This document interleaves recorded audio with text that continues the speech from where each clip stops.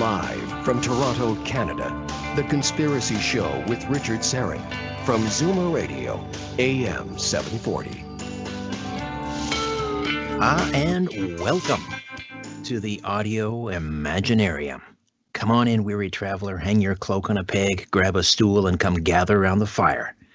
There are stories to be told, and you are among friends, and it's great to be back after 2 weeks away. We ran some repeat programs. I hope you enjoyed those, but we are live tonight.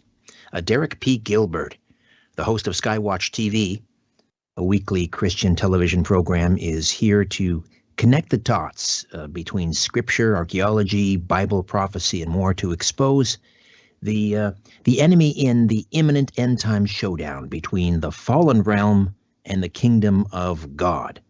Giants are real. The small g gods of the pagans are real. Dragons are real. And their ultimate goal? It's to kill you.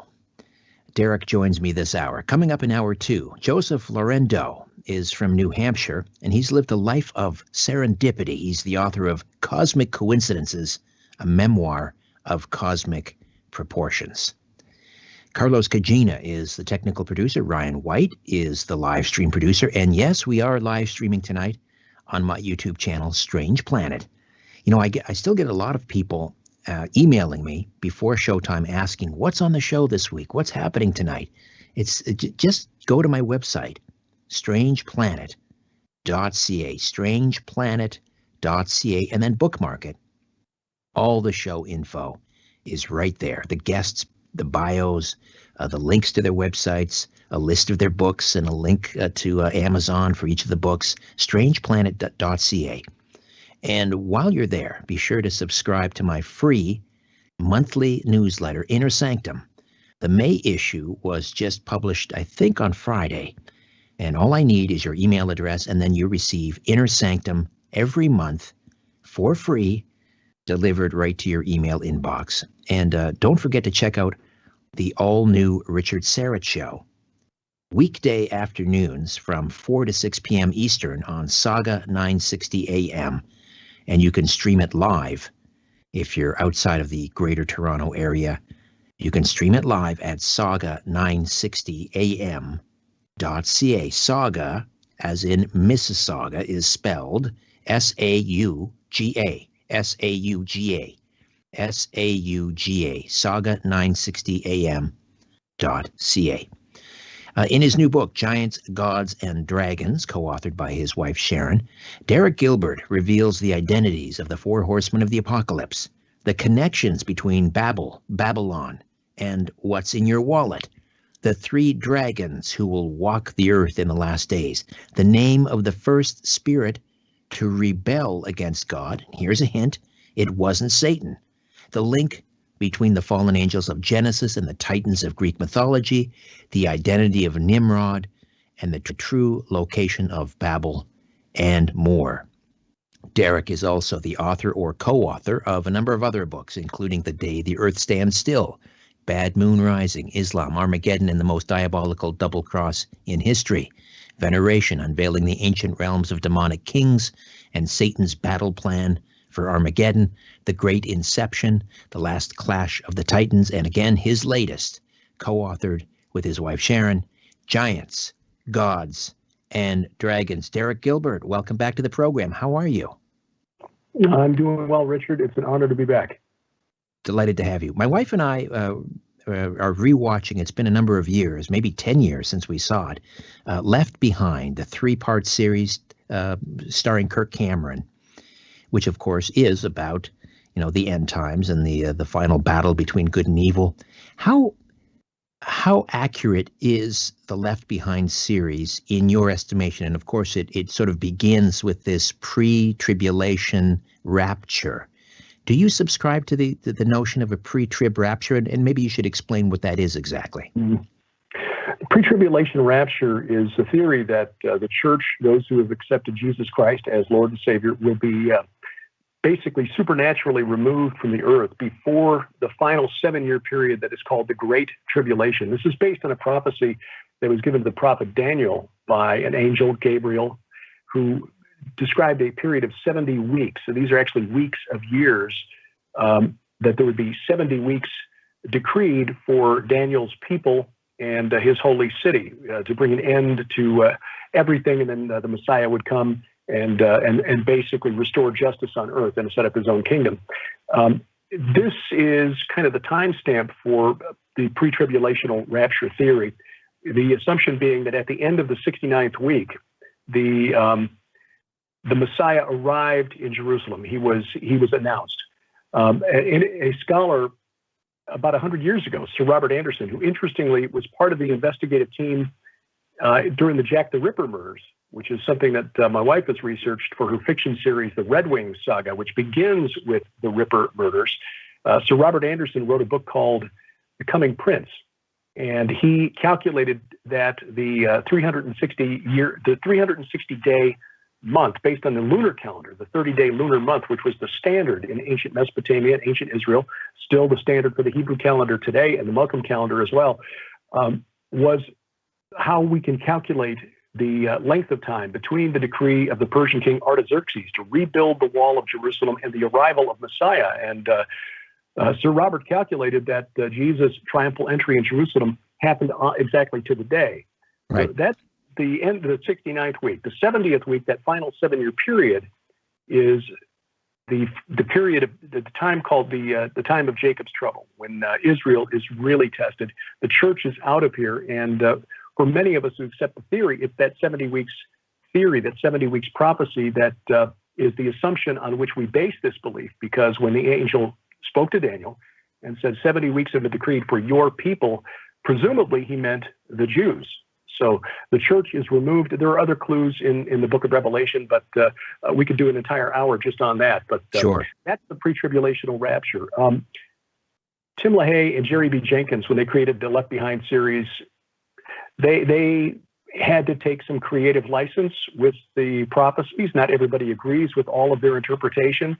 I read, I think, the first 6 books in the series, and then I started noticing a lot of the secondary characters were named after baseball players from the 60s and 70s. And at that point, I was like, well, okay, maybe I should actually go to the Bible instead of getting my theology from fiction. And I say this as one who writes supernatural fiction from a Christian perspective. So, Right. I don't mean that as any slight against LaHaye and Jenkins. What we do that's a little different in terms of end times prophecy, Sharon and me, is apply the understanding of the Hebrew prophets and the apostles and the early church, by the way, that the gods of Greece and Rome and Babylon and Canaan were real.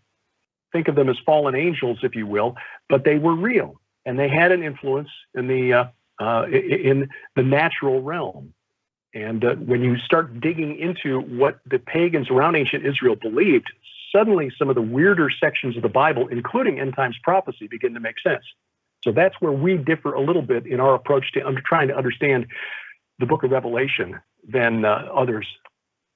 Okay, so this connection between the fallen angels in Genesis 6 that came down and commingled with the daughters of men and had these hybrids, if you will, half human, half angel. These were referred to as the Nephilim. So how are they connected with let's say, the Titans of Greek mythology? Well, interestingly, the Jewish religious scholars of the Second Temple period, that's the time between the return from Babylon and the destruction of the Second Temple by Rome in 70 AD, the Jewish religious scholars understood that very well. There are places in the Septuagint translation, which was a translation done by Jewish scholars about 300 years before the birth of Jesus, from older Hebrew manuscripts into Greek, where they translated giants or Nephilim or Rephaim, which is another term that we find in the Bible, but it's there more than we think because it's often translated into English as the dead or the shades. They would translate that Hebrew word Rephaim into Titanes or Titans or Gigantes or giants. So they understood the connection. The scholarly connection for us in the modern world who kind of lost this worldview, I mean, it fell out of favor with Christian theologians around the time of Augustine in the early 5th century. A scholar from Estonia by the name of Amar Anus has done some fantastic work and showed a couple of things in a paper that he published in 1999, peer-reviewed secular paper. So he's not approaching this from a Christian perspective necessarily. He showed that the term used by the Greek poet Hesiod, who wrote a lot of what we know as Greek mythology, the origin of the gods and the origin of the cosmos and the earth and so forth. The term that he used to refer to the men who lived during the golden age when Kronos ruled in heaven. He was the king of the Titans. He and his brothers and sisters were overthrown by Zeus and the Olympians and then banished to Tartarus, which is a level as far below Hades as the earth is below heaven. This term used by Hesiod for the men of the golden age, Meropes anthropoi, actually derives from the Semitic root behind the word Rephaim. So you've got this connection between the Rephaim, which simply put were the spirits of the Nephilim, the spirits of the giants, and the demigod heroes of Greek and Roman mythology, like Hercules and Perseus and Bellerophon and Cadmus and so forth. By definition, those demigods were Nephilim. And the Jews, up until about the 2nd century, understood this. The early church fathers understood this. When you read the writings of the early church theologians for the first 400 years after the resurrection, it was just understood. This is where demons come from, the spirits of those giants destroyed in the flood, and the giants were created when these fallen angels came to earth and commingled with human women. The connection to the Titans in the New Testament, 2 Peter chapter 2 and Jude verses 6 and 7, they both make reference to angels who sinned and specifically committed a sexual sin. And for that crime, they were condemned to Tartarus. In fact, in 2 Peter 2 verse 4, the English translation reads, God did not spare the angels when they sinned, but he thrust them down to hell. But the word in Greek is tartarau. It means he thrust them down to Tartarus, not Hades, Tartarus. Different place. Peter knew the difference. He lived in a world dominated by Greek religion and philosophy for 300 years before he wrote his letters. So the only angels we know of who committed a sexual sin are in Tartarus, just like the Titans of Greek mythology, whose name, by the way, according to that Estonian scholar Amar Anus, actually derives from the name of an ancient tribe of the Amorites, who were neighbors of the ancient Israelites. Ah, interesting. So Apollo, is he in Tartarus? No, he is not. There was a second generation of what the Bible calls sons of God, in Hebrew, B'nai Ha-Elohim. Again, we can think of them as angels, but that's a really imprecise term. After the Tower of Babel incident, God confused the languages of the nations and he divided the nations. Deuteronomy 32 verse 8 says that when God divided the nations, he numbered them according to the number of the sons of God. And there's a tradition among some of the pagans around ancient Israel that their chief god, El to the Canaanites, Dagon to the Amorites and the Philistines, had 70 sons. This number 70 in the ancient Near East represented the complete set, all of them, not one left out. Those sons of God, the sons of their chief god, were the gods who ruled the nations. The Jewish religious scholars understood that those were the angels, these fallen angels were the gods of their pagan neighbors, Chemosh of the Moabites and Milcom of the Ammonites and so forth.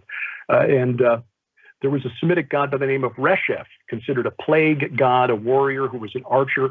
Well, there are ancient texts that have been found in the last 200 years that identify this character Resheph, who's mentioned in the Bible a couple of times, but again, his name has been translated into English as plague, is Apollo. So Apollo is actually in the Bible. In Habakkuk chapter 3 is described as following at God's heels when he marches forth from Mount Sinai. So we can be pretty sure that Apollo's not in the abyss with Kronos and the rest of the Titans. In fact, in the book Giants, Gods, and Dragons, Sharon and I argue that the first horseman of the apocalypse, the rider on the white horse, is actually Apollo. Oh, well, that's interesting. And that's so when we talk about the Greek pantheon, the Greek gods, Zeus, there is a reference in Revelation to the altar of Zeus, which is somewhere in modern-day Turkey, or it was. It was uncovered by a German archaeologist who moved it to a museum in, I think, in Berlin. In fact, they built a structure to house the altar. The altar was used as inspiration for when we see that famous film by the German filmmaker Remy Riefenstahl. Yeah. Riefenstahl, right? Triumph of the Will, and Hitler is standing on this huge edifice. That is supposed to be a likeness of the altar of Zeus. Jesus calls that out as the throne of Satan. So is that right. to suggest that Zeus is in fact Satan? I argued in my book, Last Clash of the Titans, that is in fact who Satan is. In fact, in Matthew chapter 12, verse 24, Jesus also identifies Satan as Baal, who was the chief god of the Canaanite neighbors of ancient Israel. Baal, like Zeus, was a storm god, like Thor, Jupiter of Rome.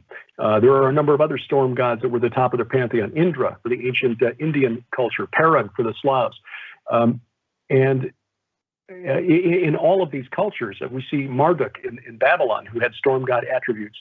They replace another god at the top of the pantheon. In Canaan, it was El. In, of course, Greece, it was Kronos. In Rome, it was Saturn.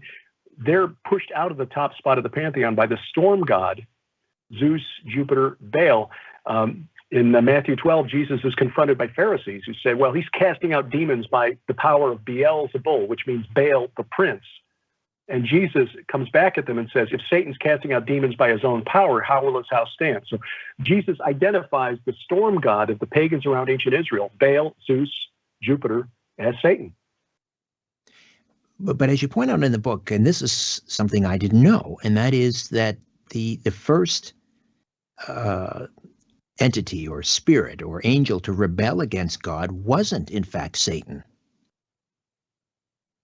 Yeah, in Genesis chapter 1, there's a reference to the Spirit of God hovering over the face of the deep. The earth was without form and void. Darkness was over the face of the deep. And the word there, deep, is tehom, which in Akkadian is temtum, and that is a cognate, same word, different language, for a Sumerian word, Tiamat. Well, Tiamat was the primordial chaos monster or chaos dragon. And that is this struggle between a warrior god and a chaos monster is a very common story in the religions of the ancient Near East, Mesopotamia. Tiamat had to be subdued by Marduk in the most famous of these stories, but when you go back in older versions of that story, it was Enlil, whom Marduk replaced at the top of the pantheon. The older version of that story had the sky god Anu subduing Tiamat, and Anu was replaced at the top of the pantheon by Enlil. In Greek religion, you had a chaos monster called Typhon, who had to be subdued by Zeus. In the Egyptian pantheon, you had Apophis, who had to be subdued every single night by the god Set, who guarded the solar boat of Ra as it went over the horizon. And interesting that, as you discussed on last week's program with Tom Horn, the Wormwood prophecy, isn't it interesting NASA chose to name this incoming asteroid that's going to pass within the orbits of our satellites, Apophis. Anyway, this was a common thread in these religions. We even see it in the Norse mythology, where Thor had to defeat a chaos serpent named Jormungandr. The Hurrians and the Hittites had similar stories. It's a common thread. But the difference is that in the Bible, this entity, Leviathan, was subdued by Genesis 1, verse 2. Now, there are other references to Leviathan in the Bible, in Psalm 78 for one, Job 41 for another. But this entity was subdued by God in order to bring order from chaos, if you will. And it's just a story that's been retold by pagan cultures throughout the generations. So we just have a couple minutes here before we break, but where did this Leviathan come from? It would presumably be one of the creatures that God created prior to creating Eden and putting Adam and Eve in the garden. And in fact, Sharon and I are going to work on a book probably for next year that will be on this entity and chaos, because I think if we look at what's happened around the world, well, in recent days, but even just the last 14 months or so, I think we can see the influence of chaos is still pretty strong. Oh, yes. All right. We'll take a time out. Derek Gilbert, co-author of Giants, Gods, and Dragons. And we'll open up the phone lines at the I guess maybe during the next segment, take questions and comments, and we'll also discuss the connections between Babel, Babylon, and what's in your wallet. We mentioned one of the identities of the four horsemen. The white horseman is Apollo. Who were the other three? And we'll also talk about the identity of Nimrod and the true location of Babel. Much more to come. Stay right where you are, right here on The Conspiracy Show. My name is Richard Syrett. Back with more in a moment. Peering into the shadows, where the truth often hides. You're listening to The Conspiracy Show with Richard Syrett from Zoomer Radio. Can you stay in your home?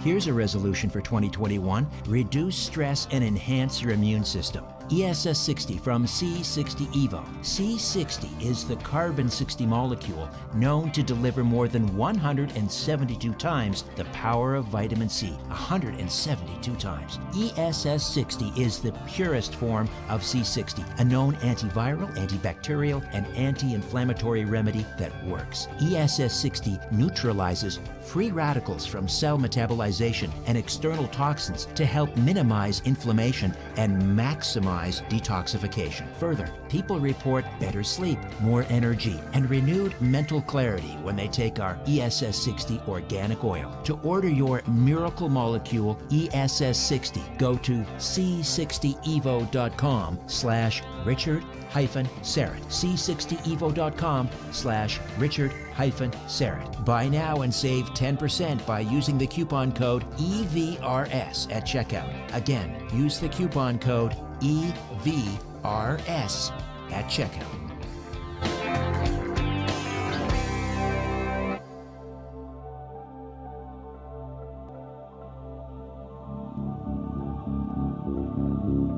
Peering into the shadows, where the truth often hides. You're listening to The Conspiracy Show with Richard Syrett from Zoomer Radio. Welcome back. Derek Gilbert stays with us from SkyWatchTV. The book is Giants, Gods, and Dragons. We'll take questions and comments at 416-360-0740. That's in the Greater Toronto area. 416-360-0740. Toll free from just about anywhere. 1-866-740-4740. 866-740-4740. So when the fallen angels came down to earth, do we know how many they were? Do we know any of their names? And do we know the exact location where they came to earth? The rebellion led by a character named Shemiyaza. This is the Watchers' rebellion who descended to Mount Hermon, according to the book of First Enoch, led a group of about 200. And there are a number of them that are named in the book of First Enoch. This is not in the Bible. It is considered canon by the Coptic Church in Ethiopia. But it was known to the Jews of the Second Temple period. It was known to the apostles because both Peter and Jude make reference to the events described in the earliest chapters, the first 36 chapters of First Enoch, what scholars call the Book of the Watchers, the Book of the Giants. Shemiyaza is one. The other main character that is worth mentioning is Azazel or Azazel. And essentially, those two of the 200 are blamed for most of what evil they brought to the earth. Shemiyaza for convincing his colleague to go along with him in this plan to take human wives and produce children. And Azazel or Azazel for teaching us things we weren't supposed to know, like sorcery and divining the future and contacting the spirits and things of that nature. So you've almost got, with those two, you've got, with Azazel, almost a Prometheus character in Greek mythology, the one who stole fire from Olympus and was punished for that.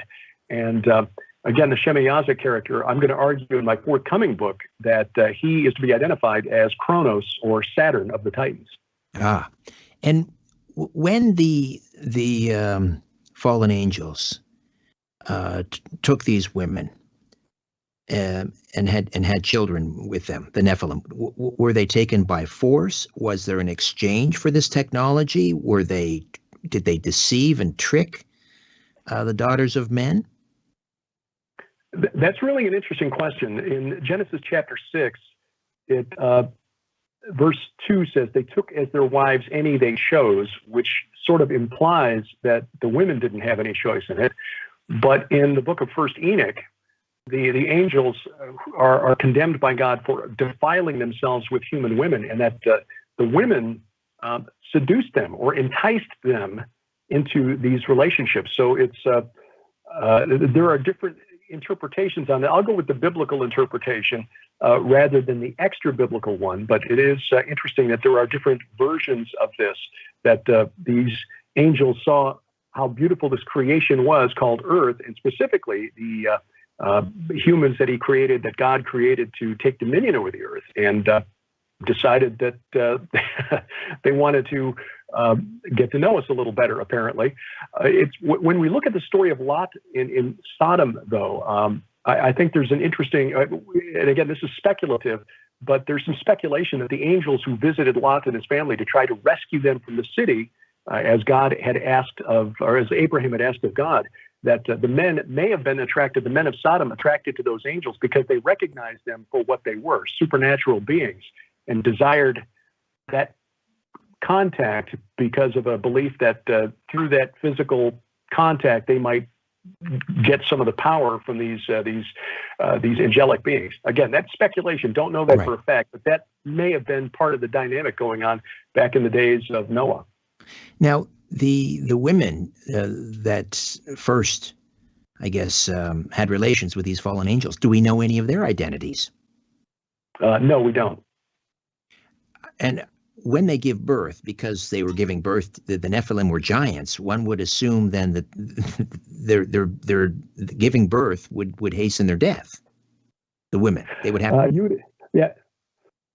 would assume so, but again, the clues that we get from sources that I would rely on, and again, I think First Enoch is useful insofar as it helps us to understand the strange event that's only mentioned in 4 verses in Genesis, and then a few passing references later in Scripture, if you know what you're looking for, references to the cult of venerating the dead. It helps us to understand that a little bit better, because the book of Enoch makes clear that the spirits of these giants, when they were destroyed, because they were hybrid, they were neither fully human nor fully divine, they were condemned to wander the earth until the end of time, until judgment, basically tormenting humanity. But we don't really know much more than that from any of the texts. There are a lot of fanciful texts from the Second Temple period, like the Qumran, Dead Sea Scrolls. But again, you got to be kind of careful as far as how much trust you put in those. Right. And when a Nephilim was slain, or when they died during the flood, they became demons, correct? Is that what happens to them? That is that's what's specified in the book of Enoch, that those spirits will be called evil spirits, condemned to wander the earth until the judgment, tormenting humanity. And again, that was the understanding of the early church fathers. You read the writings on demons by early theologians like Irenaeus and Athenagoras and Clement of Rome and Justin Martyr and Origen and Tertullian and so forth. They were in agreement that the giants were created by this unholy union of angels and humans, and the spirits that proceeded from those giants after death are the demons that plagued the earth. What's interesting when you read the writings of the Greek poet Hesiod that I mentioned in the previous segment, his work called Theogony is where we get a lot of what we know about the Greek religion, ancient Greek religion. He also understood that the men of the golden age, these demigods of the golden age when Kronos ruled in heaven, when the Watchers walked the earth, in other words, when they died, their spirits became daemons, demons, except that the understanding of these demons by Hesiod and other Greek and Roman religious thinkers was very different from the Jewish and Christian concept of demons. They believed that they were kindly and helpful and would bestow gifts on humans as long as you were offering them sacrifices. Right. And we had these, the oracles of Delphi and so forth, and these priestesses in the various temples. Were they then communicating with these demons or directly with the fallen angels? How were they getting their messages, and from whom? That is a really interesting question, and it led to some research that turned up some interesting and surprising information for the book. Yes, I believe that they were hearing from something. Apollo was the god who was believed to be the one who fed information to the oracles in the Greek and Roman period. So the classical period, going back further in history, there were different gods in Mesopotamia. The sun god Shamash and the storm god Hadad or Baal were the ones who helped diviners see into the future. But the oracles of Apollo, and this led to the creation of the Sibylline books that were used as an oracular guide for the government of Rome from about 500 BC until about the 1st century AD. After the resurrection of Jesus, when this Christian cult began to spread from Jerusalem around the Mesopotamian, over the next 3 centuries, those oracles began to fall silent. And in fact, the worst persecution of Christians was not during the time of Nero in the 1st century AD. It was in the late 3rd century under Diocletian and his co-emperor Galerius. And it's because Galerius had visited one of these oracles and was told that because of the righteous men, referring to Christians, essentially the signal's not coming through anymore. And so Galerius reported back to Diocletian, and suddenly Christians were being deprived of property. They were being imprisoned. They were kicked out of the army. And that was the worst persecution of Christians. It was because the oracles of Apollo were falling silent because of the influence of the Holy Spirit in Christianity. Oh, that's interesting. So getting back to the Nephilim, in Genesis 6, it says something that there were giants in those days and again later. So presumably post-flood. If they were wiped out during the flood, how did we end up with Goliath and other giants after they were wiped off the face of the earth, presumably? Well, a couple of answers to that. Dr. Michael Heiser, a friend of ours who can actually read the original languages, that's not my gift, points out that in Genesis 6, the verse that says, the Nephilim were on the earth in those days and also afterward when the sons of God came into the daughters of men. Of course, that's a euphemism. He says that the Hebrew word translated into English as when the sons of God came into the daughters of men, can also mean whenever. So the Nephilim were on the earth whenever the sons of God came into the daughters of men. So there may have been a second incursion. I'm not sure about that. I tend to think that these angelic beings, seeing their brothers who had been chained in gloomy darkness, to use the phrase of the Apostle Jude, didn't want to suffer that same fate. So I don't know that there was another incursion. And we pointed out in our previous book, Veneration, Sharon and I, that the giants that were encountered by David and his men, who are described as descendants of the giant, in the book of 2 Samuel, the Hebrew is Yeladei ha-Rapha. Yeladei is not a term that refers to literal blood descendant. It is one that means servant of.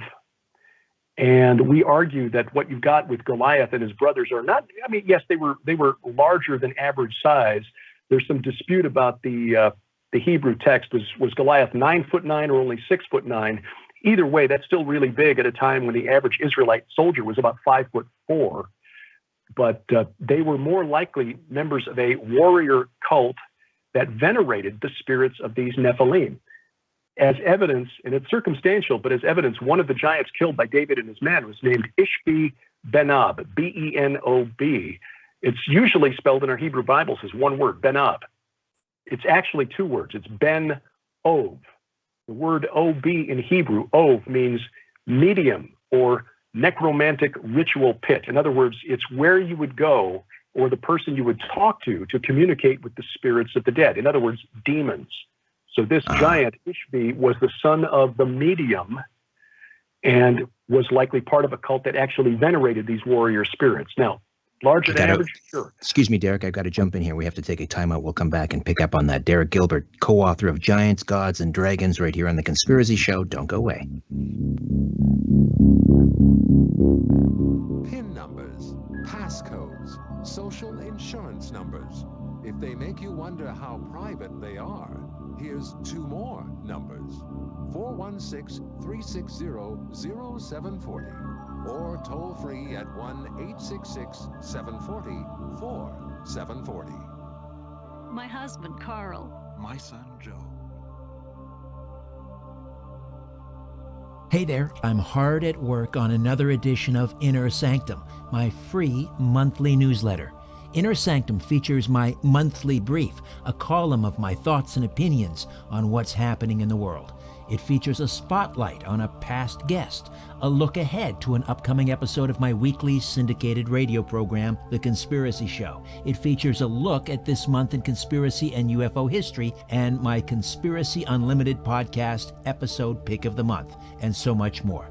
To get your free monthly newsletter, Inner Sanctum, delivered to your email inbox, just go to my website, strangeplanet.ca, strangeplanet.ca. Scroll down to the bottom of the page and click on Inner Sanctum and register. It's fast, easy, and again, absolutely free. Peering into the shadows, where the truth often hides. You're listening to The Conspiracy Show with Richard Serrett from Zoomer Radio.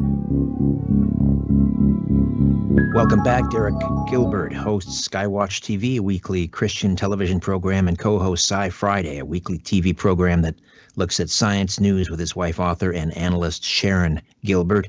Together, they're the authors of Giants, Gods, and Dragons. So post-flood, now we had Nimrod, sometimes described as the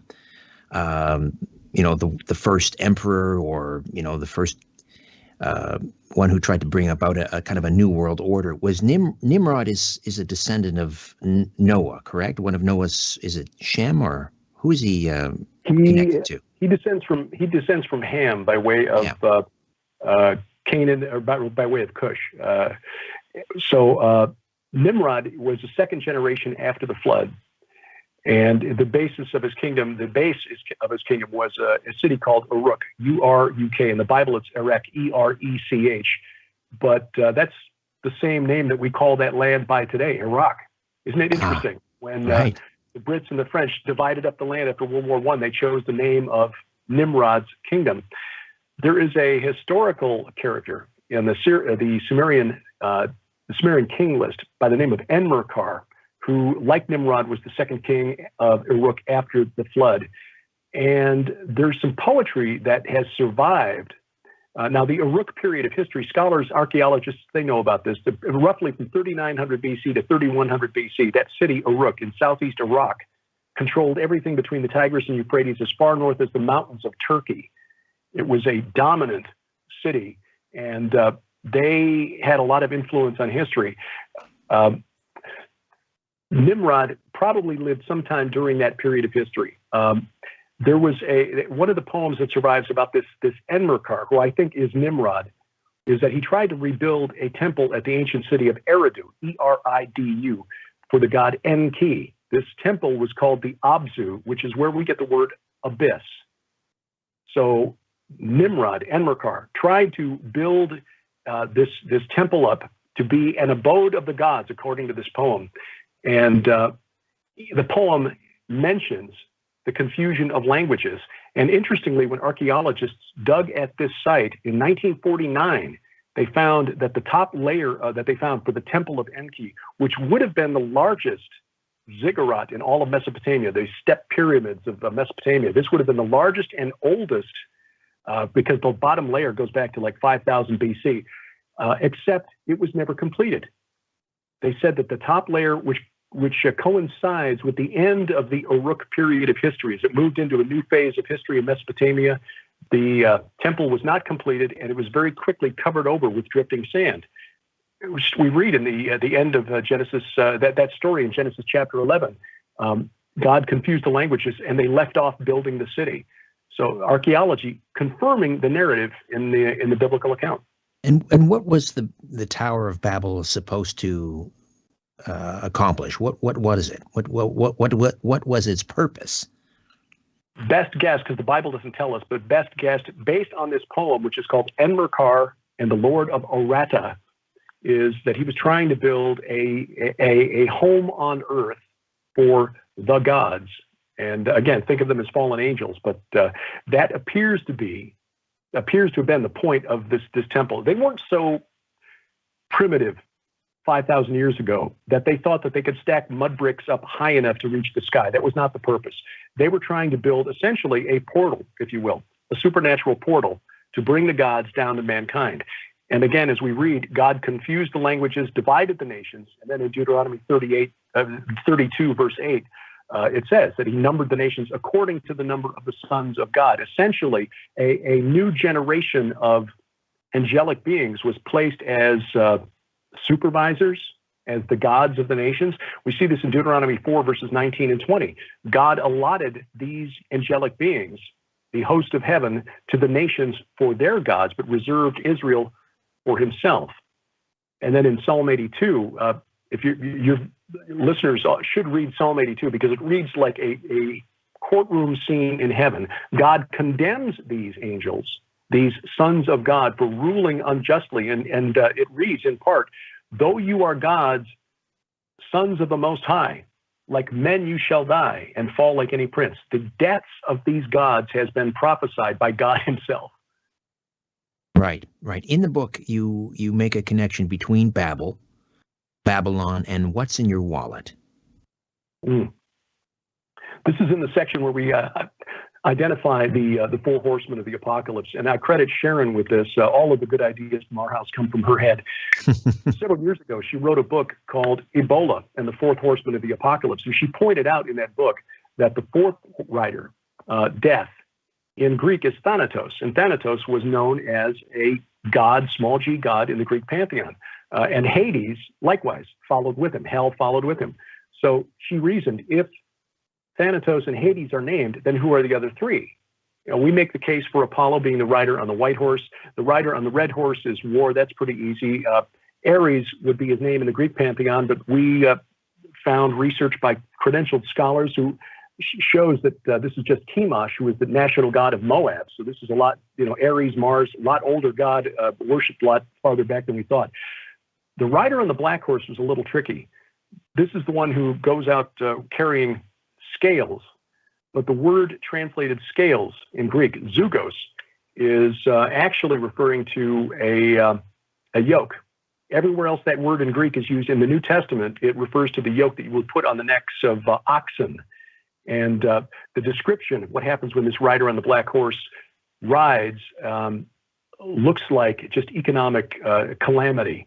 The prices just going through the roof, people starving, not able to buy enough just to make. But we argue in the book that this is essentially a picture of economic servitude, hence the yoke that the rider on the black horse carries. Ah, interesting. We look at our economic situation, and I'm sure you talked about this on your program, where credit card debt, student loan debt, the real estate bubble, just within the last 20 years or so, all designed to get us into a cycle of constantly being in debt, taking out loans and paying loans to our banking masters. And of course, now the push is on to do away with physical cash and move us all to a digital currency, which means that none of us will have any economic financial privacy anymore. Everything we buy or sell will be tracked because it will all be recorded on a computer somewhere. So our argument was that this was a god in the ancient world who must have had something to do with ledgers, with accounts, with economic activity, commerce, and that would be the Greek god Hermes, who was known in ancient Babylon as Nabu. And when you begin looking at the characteristics of that god, Nabu in Babylon was a god of scribes, but he was also the god who kept the ledgers. In fact, they found just within the last 20 years or so a temple dedicated to Nabu of accounts. Interesting. And all right, Derek, we have to step away again. Okay. Quick time out, back with more of Derek Gilbert. Is The Conspiracy Show with Richard Sarrett on Zoomer Radio. Almost 1.5 million.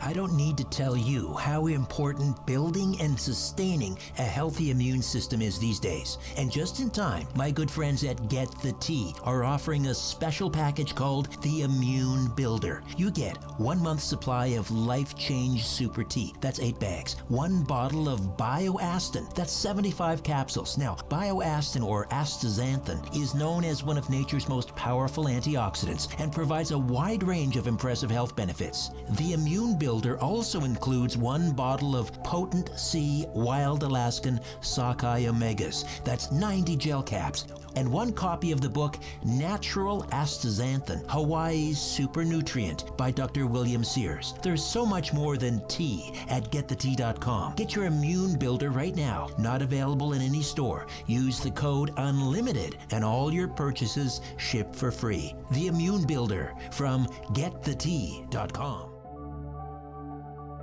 Social insurance numbers. If they make you wonder how private they are, here's 2 more numbers. 416-360-0740 or toll free at 1-866-740-4740. All right, Derek Gilbert stays with us a little while longer, a few minutes longer, actually. Just a heads up, on Saturday, next week, Saturday, or this week, technically, Saturday of this week, on Coast to Coast, Derek will be with me. I think it's for 3 hours, isn't it, Derek? That's what the producer said, so I'm looking forward to it. All right. Well, we'll be able to drill down even deeper. But I know that you're in enjoying some of the folks in our YouTube live chat, and YY brings up an excellent point. She's suggesting that CERN is the modern day Tower of Babel. What do you think? It's an interesting thought. I know my friend Josh Peck, who co-authored the book with me on the UFO phenomenon, The Day That Earth Stands Still, co-authored with Tom Horn the book Abaddon Ascending about CERN and what exactly they're doing there. They're trying apparently to break into another dimension. So in that sense, yeah, that would be a modern day Tower of Babel, because again, that appears to be what Nimrod was trying to do. All right. Now, we were talking about the 4 horsemen of the apocalypse. And there's the deadly rider on the pale horse, and he's accompanied by wild beasts. What are these wild beasts? This was something that grew out of that book that Sharon wrote about 7 years ago on the Ebola outbreak, Ebola and the 4th horseman of the apocalypse. The Greek word is therion, which is the diminutive form of thera, meaning beast. So she argued that it might be little beasts, in other words, bacteria or perhaps viruses that are the instrument of death wielded by Thanatos. And in fact, that was the inspiration for this particular book. Tom Horn came to us and came to Sharon, actually, asked her if she would write a book on the COVID-19 outbreak in the context of Bible prophecy. She came to me and said, what do you think? Can we maybe broaden this a little bit so it's a little more evergreen? Because COVID will fade just as Ebola, thankfully, back in 2014 faded. And so that was what led to this book. But when it comes to beasts, again, therion might actually refer to something a little smaller than we normally think of. So when you see the events playing out in this way, I mean, and obviously this happens every time that there is, cataclysm in the world, we start thinking about end times. What do you think? Are we in the early stages of the tribulation? I don't think we're going to be here during the Great Tribulation, but as Christians, we need to remember the words of Jesus said that anyone who followed him would be subjected to tribulation. So I guess it's just a matter of degree. There's no faster way to get Christians arguing than to ask, hey, pre, post, or mid, referring to the timing of the rapture. And then, of course, you've got the pre-wrath believers who kind of split the difference there between pre and mid. I think we're looking at, with COVID-19 and with the Great Reset initiative of the World Economic Forum, I think we're seeing what the arrival of the Antichrist will look like. We don't think that he's here yet. We certainly don't believe that taking the vaccine is the mark of the beast or anything like that. There's a lot of the book of Revelation you have to get through before you get to the Antichrist and the mark of the beast. But it will look something like this. There will be some sort of global crisis which will compel people to demand more government intervention in their lives. The World Economic Forum is trying to use this to roll out more economic control, essentially to try to eliminate the middle class, especially here in the United States and Canada and the West. China is on board with the World Economic Forum because that fits into China's long-term goal, which is to become the dominant superpower. But no, I don't think we're there yet. We're closer to the end than to the beginning. But when we get right up on the arrival of this character called the Antichrist, the beast that emerges from the sea in Revelation 13, it's going to look a lot like what we've been through the last year. How important is the construction of a third temple? Is it, in fact, the third temple that we're talking about, or is the temple a metaphor for the church, the Christian church, or our bodies as a vessel for God? We don't need a third temple as Christians.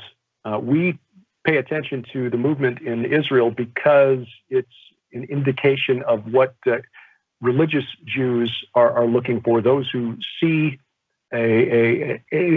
who believe in end times prophecy.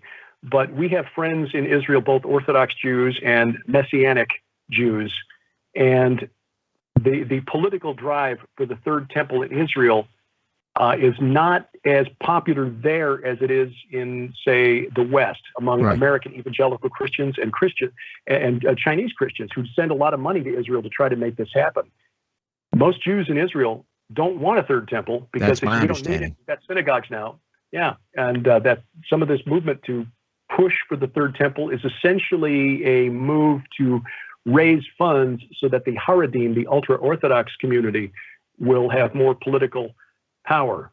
So you don't need a third temple constructed before the arrival of the Antichrist, because he's supposed to enter into the third temple, go into the Holy of Holies, declare himself to be the Messiah. Right. But you could do that with a tabernacle. The Jews used a tabernacle at Shiloh for 369 years before they had a temple. So, in fact, a friend of ours now has become a friend, Jim Barfield of the Copper Scroll Project, argues that there's a good chance that a cave at Qumran might house the tabernacle and the Ark of the Covenant. So if a tabernacle could be constructed, and perhaps not even on the Temple Mount, but at Qumran, which when you look at it from the air is essentially a reversed map scaled down of the city of Jerusalem, it's possible that there would be a way to get around this, at least in the minds of observant Jews. So, and how is the Antichrist going to deceive? How is he going to be able to deceive Christians that he's the second coming of Christ? He's going to deceive the Jews that he's their Messiah. He's going to deceive Muslims that he is the 11th Imam. He's going to deceive the Buddhists that he is the compassionate Buddha. How is he going to manage to do all of that? And is he going to come from the world of business or from the world of religion, the United Nations? Where? That's an excellent question. I dove into that in my book, Bad Moon Rising. My theory, and this is one I'll hold loosely because I reserve the right to be wrong, is that he will be a dynamic political or perhaps military leader from Israel. Now, I'm not saying he will be a Jew. I think he will present himself as a Jew, that he will emerge at an hour of Israel's need when they are hard-pressed on all sides by enemies, perhaps Islamic enemies. I think Islam's role in the end times, sadly, is essentially to serve as cannon fodder, because if such a dynamic Israeli were to lead Israel to a victory against overwhelming odds, there are rabbis in Israel who would declare him the Messiah on the spot. Messiah ben Joseph, Messiah ben David is here. And if Christians are still here, there are a lot of Christians who support Israel. We love Israel. A lot of Christians might be tempted to see this man as the Messiah as well. If you understand end times prophecy correctly, you won't make that mistake, but not everybody does. I think that is the most plausible scenario that I have come up with. I know it's not a popular one, but that seems to me to be a more plausible deception for Jews than, say, an Islamic Antichrist or a Roman Catholic Antichrist. Ah, interesting. All right. So, Giants, Gods, and Dragons. Derek, how do people get a copy? It's available to all major bookstores. Of course, Amazon.com has it. And the best deal, if you want to get that, plus a bunch of video teachings that Sharon and I have put on DVD, the best place to go would be SkyWatchTVStore.com, SkyWatchTVStore.com, and look for it there because Tom Horn, as he always does, throws in a whole bunch of other stuff when you order direct from us. And how do we watch you on SkyWatch? Is that do we have to subscribe? No, it is YouTube. We've got a Roku channel. We have an Apple TV channel. There's a free mobile app as well for iOS, Android, and Amazon Kindle Fire tablets. I host a daily news commentary program. We've got SciFriday.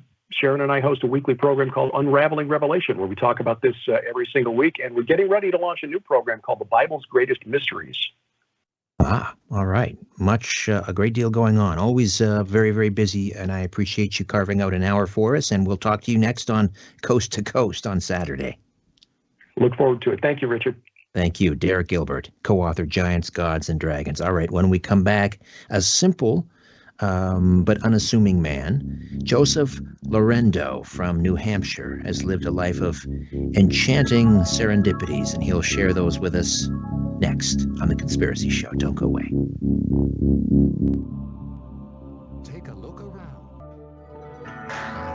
Live from Toronto, Canada, Earth, The Conspiracy Show with Richard Syrett on Zoomer Radio. Thanks for inviting me into your home. Long-haul truck, RV, camper, taxi, your parents' well-appointed basement with a simulated wood paneling, electric fireplace, and the painting of dogs playing poker, your loft, that greasy spoon just off the interstate, and your cabin in the woods.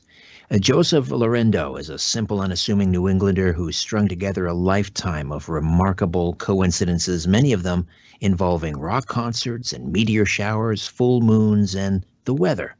He's published his memoir. It's called Cosmic Coincidences, and he joins me this hour. If you have a remarkable coincidence to share, we'll make the phone lines available to you as well a little bit later this hour. All right, let's meet the man at the center of this remarkable story, shall we? Hey, Joe, how are you?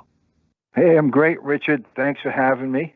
It's an honor and it's a privilege. It's been a busy week, and there's been a lot going on in my life, so high anxiety for some reason, but I'm looking forward to going over a few of some of the big stories, which I consider miracles. And there are some tragedies. I think the book shows a life, it's a lessons in life, but life and death. So there's some tragedies, but there's some fun stories in it. And I know I only got an hour, so I kind of like to get to them in kind of a succession. Try to get through it quickly. If that's all right with you? Yeah, I'd like to begin with Concord, New Hampshire. Is that currently home? Do you live in Concord? No, but I live in Laconia, which is Bike Week city. You might ring a bell. Everybody around here knows. Motorcyclists know Laconia as the original Bike Week, weekend, motorcycle weekend.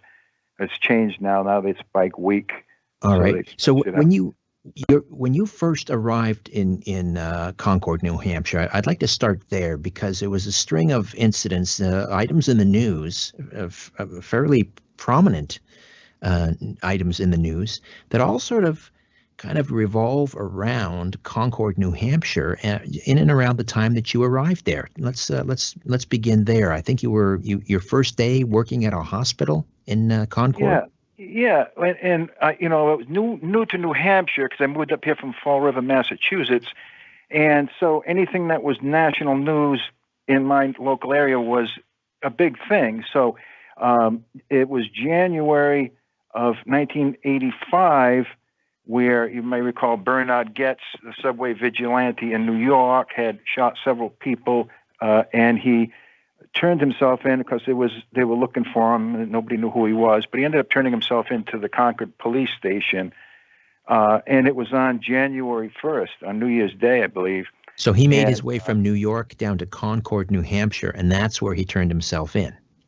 Yeah, okay. And I thought that was fascinating because I'm living in the area, I'm new here, and I said, gee, look at that, a big news story, in our local area. And so, 12 months go by, December comes along, and I accepted a job in December at the Concord Hospital, second shift floor maintenance. And the guy who was training me said, "Hey, look out the window." And I did. And he says, "There's a hearse out there." And I didn't think nothing of it. It's a hospital. And he said, a teenage boy was shot by police in the hallway of Concord High School today, and he died. And that's a big story. So, and it was my first day at my new job, and so how do you, it makes it easy to remember, what happened because I worked there. So when I got home, I said, "Hey, put the news on because, this is a big story." So it is interesting, indirectly involved me, not really, sort of, whatever. So we'd go about 8 weeks after that, which is January 86, Krista McAuliffe in the Space Shuttle Challenger from Concord High School. Of course, we all know the Space Shuttle Challenger disaster. And so I said to people, isn't that an unusual, close proximity to two tragedies? First, you have a student who police shot in the hallway, and the story was he had been drinking. He was a former student, so he wasn't a current student, but for whatever reason, he came back in the hallway and had a shotgun or something, and the police shot him, killed him. And I said, so you have a student who dies in the Concord High School hallways by police. And now today it seems weird. It seems even stranger today because it wasn't as common back then. So it was a bigger story. Today we have these school shootings that are all too common in supermarkets and churches. So back then shootings were common, but not like they are today. It doesn't seem. But anyway, I said for an 8-week period, you have a student who's killed in the high school. And then you have a Space Shuttle Challenger teacher from the school. And one of the biggest stories probably of the century, it's right up there. And I said, it just seems strange that they were so close together. I mean, people don't get shot in the Concord High School every day. And so it just seemed like we had Bernard Goetz rings in 1985. And then at the end of 85, the young man is killed in the high school. And I said, gee, there was two big stories within a year. And then make it bigger story was the Krista McAuliffe story. So I thought, gee, Concord in about a year's time had these three really big stories, and those are like a life and death story, which I say most of all the stories in the book that I wrote reflect on life and try to show people that they need to appreciate life a little more, and the other stories actually add to that.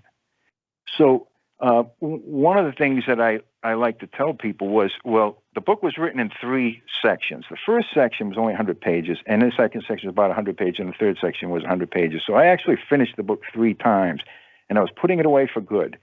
The first section was really to leave to my kids. It was just the family story and a few supernatural things that happened to me so that I could leave them someday. And once I finished that, things kept happening.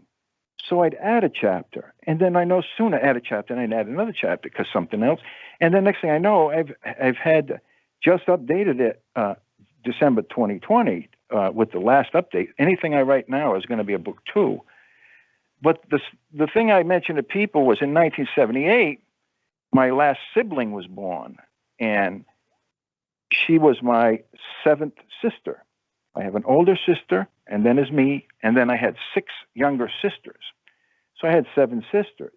It didn't dawn on me at the time, but people would always say, hey, Joey, I heard you got 7 sisters now. 7 sisters. I hear people, hey, how many sisters you got now? 7? And so I heard that a lot. And when I used to watch channels like Nova, PBS, and space stories about the stars and stuff, and I learned about the Pleiades, and the Pleiades being the name of the 7 sisters in Greek mythology.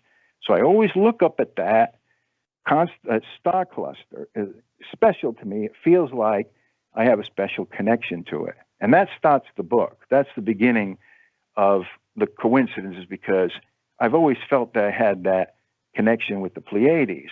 Okay, I'm going to get Carlos to put you on hold for a second because I don't think you can hear me. So Carlos, if you could put him on hold, pick up the phone and speak with him. And I'm not sure whether he doesn't have the phone to his ear, but I'm not able to interject and ask him questions. So it seems like he can't hear me. Joseph Lorendo is my guest, the author of Cosmic Coincidences. And we'll open up the phone lines towards the bottom of the hour and take questions and comments. Perhaps you have a remarkable coincidence that you'd like to share with us as well. And many of Joseph's coincidences involve rock concerts, meteor showers, full moons, weather phenomenon, things like that. It's a fascinating story. And Carlos, if you've had a chance to speak with Joe, maybe you can put him back on the air now. Do we have you back, Joe? Oh, he wants me to hang tight. All right, let me give you the phone numbers. 416-360-0740. 416-360-0740. And toll free from out of town, 1-866-740-4740. 1-866-740-4740. Your coincidences, strange, wonderful, enchanting serendipities, if you will. All right. Joseph Lorendo, Cosmic Coincidences. Do we have him back now? No, we don't. Carlos, do you want to put him back on the air for me? Okay, here we go. Joseph, are you back? Yeah, Joseph? I'm back, I think. Okay, can you hear me? I can hear you. Yes. Okay, because when you're talking and I'm trying to interject, you're not hearing me. Oh, okay. All right. So I want to begin with, or next, I'd like to discuss the Ringo Starr concert and how this sort of unfolded. You used to listen to this particular radio station in New England, and it would offer listeners a chance to win tickets to these various concerts. So tell me about how you won tickets to Ringo Starr. This is in the late 80s, right? Yep, 1989. Now, I used to listen to, and I still do, I listen to a bunch of radio stations, so I'm always channel surfing. And that's how I find out what's going on in the area, if there's any special concerts coming or, giveaways, whatever. And working as a dishwasher part-time, we had the Oldies channel on at work. And they advertised for the Ringo Starr All-Star Band coming to the Kingston Fairgrounds on August 16th, 1989. And I wanted to go to that. So I asked all my friends, and nobody really had the money to go, and I really didn't have the money to go, and I didn't even have a car. But it was Joe Walsh, Clarence Clemens, Billy Preston, Niles Lofgren, Rick Danko, Dr. John, Clarence Clemens. Did I mention him? Yes. Anyway, so I wanted to go, and nobody could go. We couldn't really go. They didn't have the money. But the second week of August, I hear the news people talking about a really good Perseid meteor shower this year. It was going to be one of the best, 100 meteors an hour, and I had to work that night. So I changed my night with another worker. I worked Saturday. He was going to work my night so that I could watch the meteor shower out in the field. And it turned out, we switched days, it ended up raining. So I had no meteor showers. I was disappointed. So I went to a friend's house, and they were going out, and they said if I wanted to hang, I could hang in their house. So I put the Red Sox on the television, and I put a different channel on, which was the classic rock channel out of Manchester. And they came up with, they were going to give away several pairs of tickets to the Ringo Starr concert. So when they did, they wanted the first 5 callers, and I called, and I won a pair of tickets. So I was extremely excited because I took the night off to watch the meteor showers, and it rained. So I was disappointed, very disappointed. And it turned out better for me because the meteor showers didn't seem that important anymore. I was going to go see Ringo Starr, that I wanted to go. And about an hour later, they were giving away more tickets. Well, I didn't have time to call my friends and tell them to listen or try to win. I just said, well, I'll call, and I used their name. I won my friend a pair of tickets. And the very next morning, I was getting up out of bed, and the morning show was giving away 5 pairs of tickets. And I called, and I told them I'd used a different name. I won my other friend a pair of tickets. Even though I feel that's a little sleazy, I'm sorry. But, these people really wanted to go, and we were all broke. So anyway, I told 2 of my friends that we're all going, 6 of us. You won 3 pairs of tickets. 3 pairs of tickets, Right. And so I was so excited. And I was shaking, and I'm shaking now. And I said, this is a miracle, because, stuff like that don't happen that often. So a few days before the concert, we're getting ready. I'm at work, and I go get the newspaper out of the newspaper machine in the hallway, and I'm taking my break, and on the front page is a picture of the moon, and it says total lunar eclipse, August 16th. And I looking at that, and I'm saying, that's the night of the concert. So not only did I win the tickets because of the meteor showers, now there's going to be a full lunar eclipse at the concert, the outdoor concert. So now I thought I had a miracle before. Now this is multiplied, another coincidence. And I start telling all my friends, oh my God, there's going to be a full lunar eclipse while we're at the concert, and I still get shaken about it. And so, we go, and I'm at the concert, and I'm shaking. I really am. And I am now, like I said. So we get to the concert, and this concert starts, and Ringo comes out, and he says, he sings "Don't Come Easy," and the first song, Right. And then right after that song, he says, Joe just told me that at 9:15 there's going to be a total eclipse of the moon, and so if things get crazy, don't worry about it. That's exactly his words. But he wasn't referring to you, Joe. He was referring to Joe Walsh. Yeah, but my friends all looked at me because I was the guy going around telling them there's going to be a full moon. Right. You were the Joe that kept talking about the lunar eclipse. Yeah, yep. And so they looked at me funny, and it was just a precious moment, But and later on, he comes on after a few more songs, and he says, "Tonight's the 20th anniversary of Woodstock. Let's hear it for Woodstock, everybody." And he said, that was in a field too. So here I am thinking, we're on an anniversary, on the exact anniversary of Woodstock, in a field with a bunch of groups of 7 different recording artists in this band, just like Woodstock. And there's a full total lunar eclipse happening. And we watched it. We could see the crowd looking up at the moon every so often in between songs and watch it. Started at 9:15. We saw a total lunar eclipse during the Ringo Starr All-Star first tour. Unbelievable, And then Billy Preston comes out at the end, toward the end, the last few songs. And he says, how's everybody doing? And he says, I'm going to dedicate the next one to the eclipse. And he sings, That's the Way God Planned It. Ah, interesting. I'm getting head rushes when I was there that night. This is surreal. This can't be happening. Right. It's as if he was talking directly to you. This is the way God plans it. Yeah, maybe I'm inspired to write about it because something like that should be documented. I mean, when I can prove all those things happened, nobody else is going to document them. It would have been a waste if that's the way God did plan it. That would have been a waste to not document it. Right. But Joe, there was another anniversary that night, August 16th. Yeah.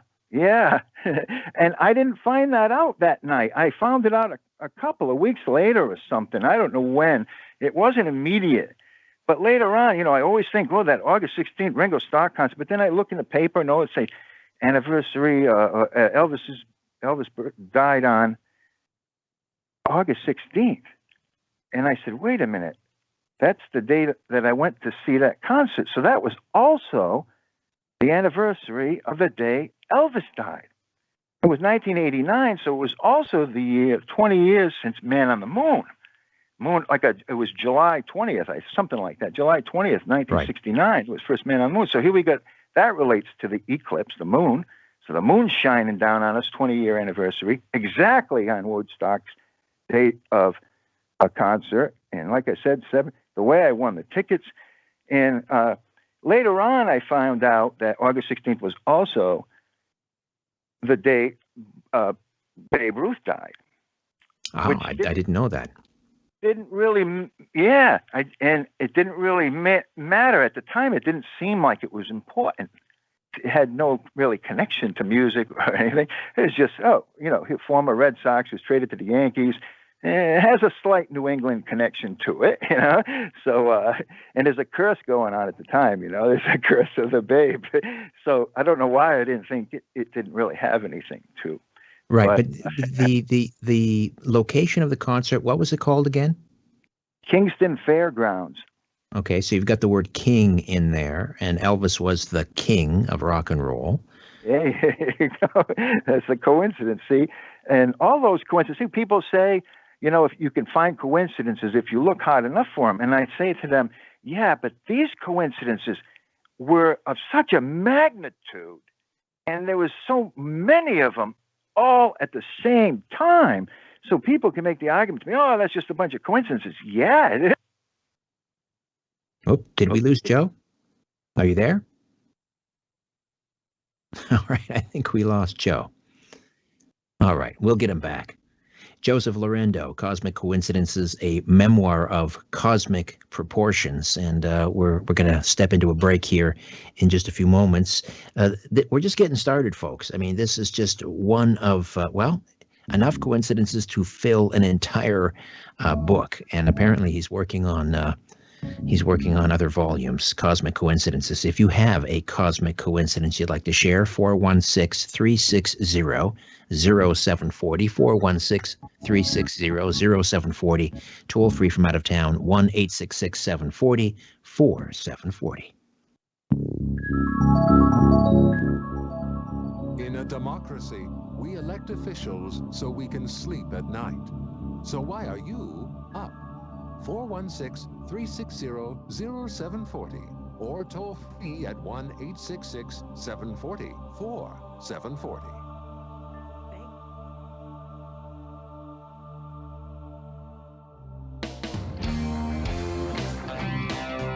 Here's a resolution for 2021. Reduce stress and enhance your immune system. ESS 60 from C60 Evo. C60 is the carbon-60 molecule known to deliver more than 172 times the power of vitamin C. 172 times. ESS 60 is the purest form of C60, a known antiviral, antibacterial, and anti-inflammatory remedy that works. ESS 60 neutralizes free radicals from cell metabolization and external toxins to help minimize inflammation and maximize detoxification. Further, people report better sleep, more energy, and renewed mental clarity when they take our ESS 60 organic oil. To order your miracle molecule ESS 60, go to c60evo.com/Richard-Serrett. c60evo.com/Richard-Serrett. Buy now and save 10% by using the coupon code EVRS at checkout.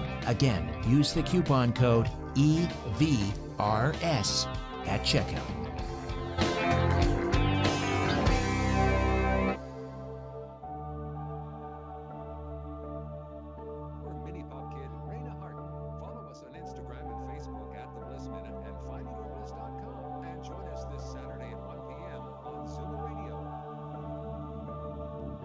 You're listening to The Conspiracy Show with Richard Serrett from Zoomer Radio. And we're back with Joseph Lorendo from New England, and he's filled an entire volume with wonderful and enchanting coincidences, some of them tragic, many of them life-affirming, and many of them involve attending rock concerts and weather phenomena and so forth, as we'll discover. So, Joseph, this radio station that you won 3 pairs of tickets. I mean, what are the odds of that? I mean, I don't know how big a town Manchester, New Hampshire is where this radio station was, but you kept calling in, you kept winning tickets. It's almost like, divine intervention. But I mean, there's a lot of things that play into that. And when I won tickets in 2019 to Hall & Oates, I'll get to that, they were doing a promo called Win Them Before You Could Buy Them. They were giving away the tickets 6 months before the show. But the Ringo Starr was a few days before the show. So I don't know if the venue figures, well, we got plenty of seats. We're not probably going to sell every one of them. So they decided to give 20 pairs to the local radio station or whatever. And it wasn't pre-promoted. I didn't know they were giving away tickets. or I would have been taking the night off to listen to the radio, not watch the media shows. Right, but right. So they now, didn't promote it. Years later, you won tickets to see Bad Company. Tell me about that. Yeah, it was the same thing. I was just sitting home, and they had tickets for Bad Company with the damn Yankees, Ted Nugent and Tommy Shaw Sticks. And but the heck, I'd like to go to that, and I don't have the money, can't afford it. So I try to win, and I call a 7. So I'm living in Franklin, New Hampshire, and the station I was happening to listen to was out of Portland, Maine, and the show was out of Portland, Maine. And like I said, I channel surf. But so I win the tickets, and then the name of the tour was Bad Company's Holy Water Tour. And the name of the album, they're promoting Holy Water, the name of the tour. And then I look at the date, and it's on Thursday, Holy Thursday, the day before Good Friday, the weekend of Easter. And Thursday, along with the ticket, I forget to mention, along with the ticket comes watching the sound check and dinner backstage with the band. That's the way they promoted it. So we got backstage to have dinner. It was just a cafeteria, and it was a styrofoam takeout container with a lobster and an ear of corn on it, which was fine. But I said, I put those two things together. I said, well, Holy Thursday is the Last Supper. And here I am. I won a lot of tickets on radio stations. I listen to radio a lot. And when they give tickets away and I can't afford to go, I give it a try. I usually win, but most of the time. And so here I am having a dinner on the day of the Last Supper and on a tour called the Holy Water Tour. So I thought, that's rather, but when I was living in Franklin at around that time, shortly after that, actually, I saw in the newspaper that they were taking auditions for Godspell. They were doing a play in Gilbert, which is another town, not local, not really close to where I was living, but I had nothing to do. I said, what the heck, I'll go to audition. And I did. And that's where the mother of my children at Godspell at a church, Methodist church. But I had 3 beautiful, wonderful children. And to me, I went to that play because it was Godspell. I had no interest in doing anything like Fiddler in a Roof or Sound of Music. I would never. If it was Jesus Christ Superstar, Godspell, I said, what the heck? I'll go. I'm spiritual. I like, I believe in God. So that'll be a fun thing. And so I look at that, the effort that I made to go to Godspell, to audition, actually is the reason I have children today. 3 beautiful teenagers, So right. that's a big miracle to me. Well, how did you meet your wife at Godspell? Was she running the auditions? No, she was one of the theater players, Yeah, just it was funny because, I was single and I don't know anybody, and we did the show and it was fun. I've never done theater before, so I was just doing it for the heck of it. So these people had always been doing theater, a lot of them mostly for 20 years, whatever. And I just happened to show up, whatever. But I stuck around, and when people left after the show, then I could see the girls hanging around and talking, and their husbands would come or something like that. And there were several girls there that didn't have. It seemed like they didn't have anybody there, So I asked her if she would go out for coffee, and that's how we met, But I always look at that. The thing about the Godspell concert, I shouldn't forget, the opening night was Friday the 13th, August 13th, which is right about the same time of the meteor showers. The Perseid meteor showers, 11th through the 13th. So it was during the Perseid meteor showers, 1993, 4 years after the Ringo concert. And then the concert went the 13th, 14th, and 15th, which is right around at the same time as the Ringo concert, and not quite exactly to the day, but it had very close proximity to. Did we lose Joseph again? I'm not sure what's happening. Maybe he's hitting the hang up button or something. Anyway, Carlos will try to get Joseph back. All right, something's going on with Joseph's phone. Regardless, Carlos will get him back, and let me again invite questions, comments. I would love to hear your incredible stories of serendipity or coincidences. 416-360-0740, 416-360-0740. That's in the Greater Toronto Area. Toll free from just about anywhere. 1-866-740. 4740, 866-740-4740. And While we're waiting to get Joseph back on, let me just remind you that coming up next week, I've mentioned this before, and we kind of got side-railed because of we did a couple of repeat programs the last 2 weeks, but we are getting Joseph Farrell on the program. That's next Sunday. And actually, he just responded to my email a few minutes ago. We don't even know what we're talking about yet, but we've got Joseph Farrell.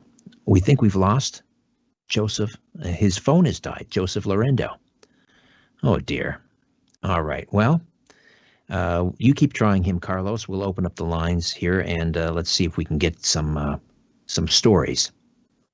Stories of coincidences. 416-360-0740, 866-740-4740. All right. Joseph Lorendo did not charge his phone, perhaps, but I've got something strange going on there. All right.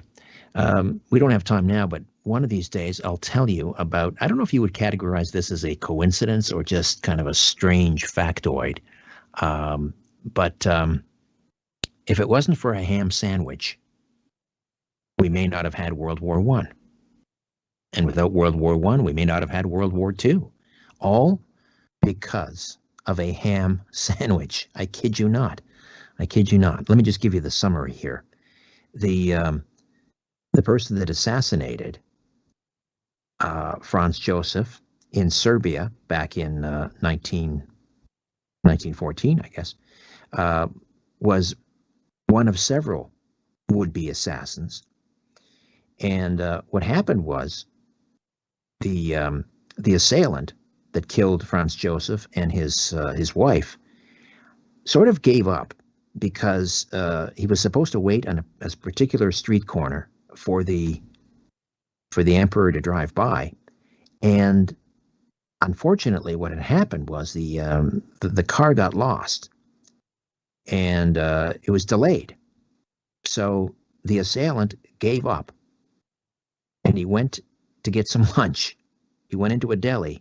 He ordered a ham sandwich, and while he's coming out with a ham sandwich, the car with Franz Josef and his wife passed by that very delicatessen, and of course we know what happens next.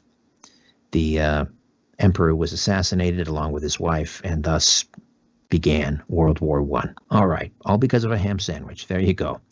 We've got Joseph Lorendo back. I don't know what's happening with your phone, Joseph, but I'm glad you're back with us. So back. I just switched phones, so hopefully this will be a little better.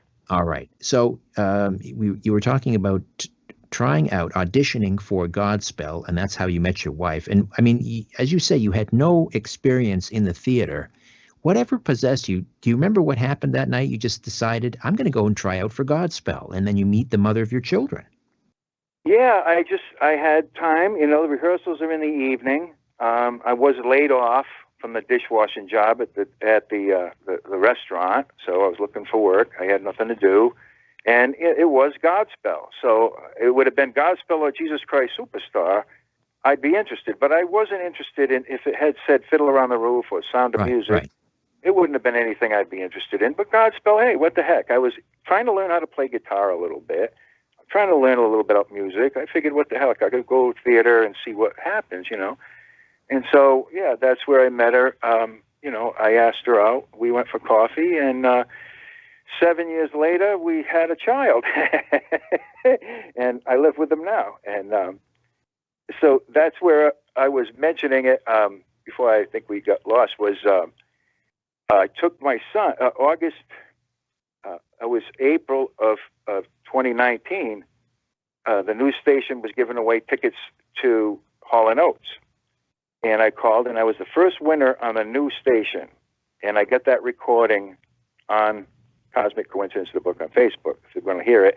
And we went to the show, and Hall & Oates sang Man Eater, their first song. It came out saying Man Eater. And the concert official came out, and I can't hear you still. Let's see. Hello? Can you hear me now? Yeah, I can hear you now. So the concert official came out and said, we're going to have to ask everybody in the lawn section to go in their cars because there's a storm coming. And so people had to leave, and they delayed the concert for 45 minutes. And after 45 minutes, the concert official came out and said, we're going to cancel the show altogether because there's a storm coming. So me and Joey, disappointed, we won the tickets. We only see one song from Hall & Oates. We go back to the car. It starts pouring rain. We get soaking wet. We get to the car, and we're bummed out. We're disappointed. A couple of days later, he says to me, Dad, I was watching the Woodstock documentary on PBS, and on August 17th, 1969, there was a storm. It delayed the concert for 4.5 hours. We were at a concert for Hall & Oates on August 17th, 2019, where the show was delayed for 45 minutes and then canceled. 50 years exactly, the same thing happened on Woodstock. Can you hear me? Yes, I can. So what do you think what is that all about? Why does this happen? Well, I think it's to get people to pay attention to the book. And the first page of the book, I put down that I asked people to follow along and check the facts and check the dates for themselves. And can you still hear me? Yes, I can. No, but what I'm asking you, Joe, is why does it happen to you when you're there? What is it all about? We'll just leave that as a rhetorical question for the moment because we'll take a time out. We'll come back and discuss further. Joseph Lorendo, Cosmic Coincidences, a memoir of cosmic proportions. Back with more in a moment. Stay with us. You're listening to The Conspiracy Show with Richard Syrett from Zoomer Radio.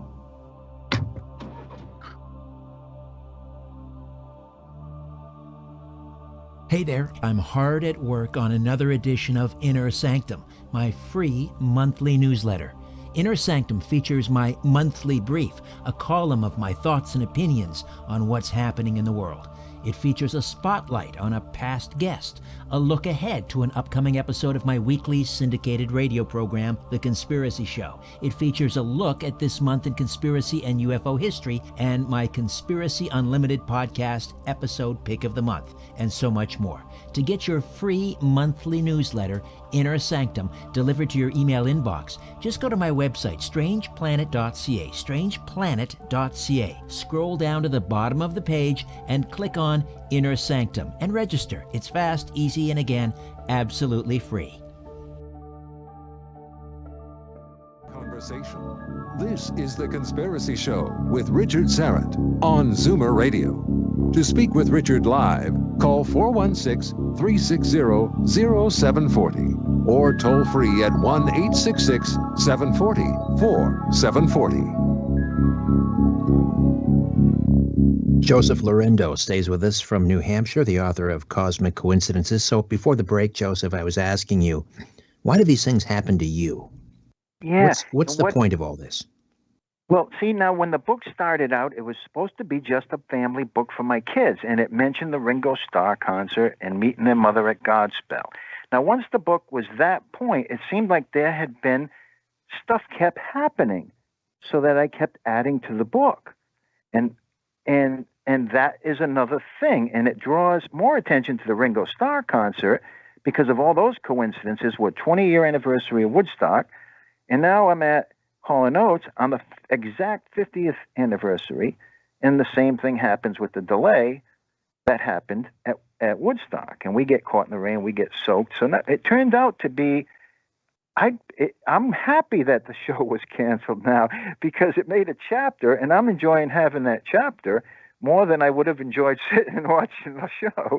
So it gave me a bigger story than just going to the show. Right. Right. But what is the point? Why is this happening, do you think? Why do we have these coincidences, and why is it happening to you? Well, I can't. I think I was inspired to write these things down.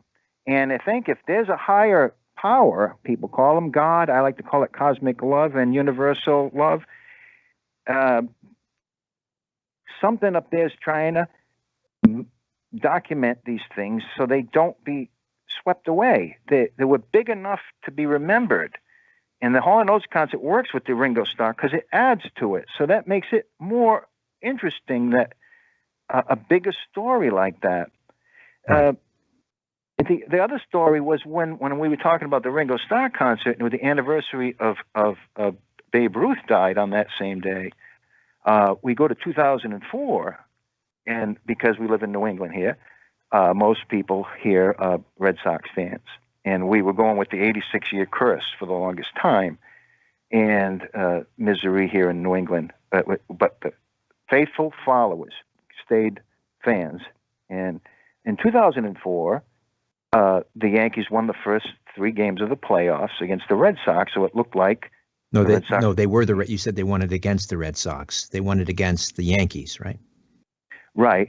The Yankees won the first 3 games of the playoffs against the Red Sox. Got it. So the Red Sox had their backs up against the wall. The Yankees only needed 1 more win.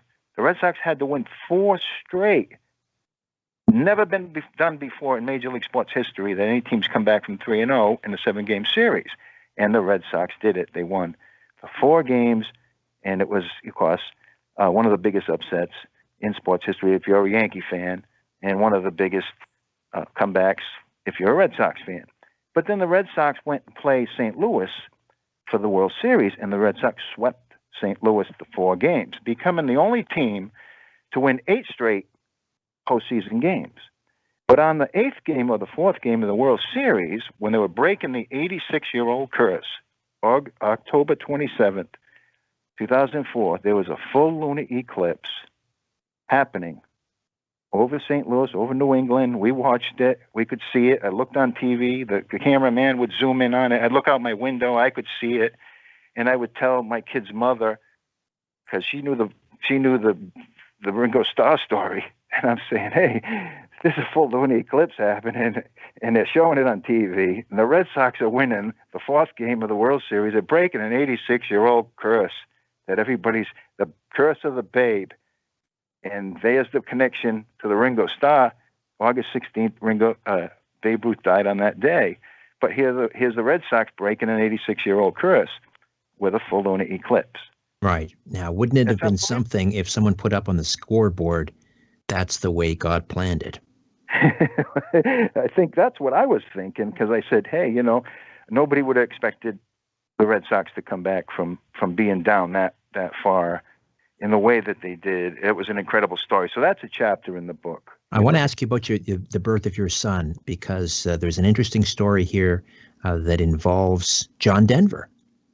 Yeah, it's a couple of stories that involve John. I was flipping through it before, and he's got several mentions in there.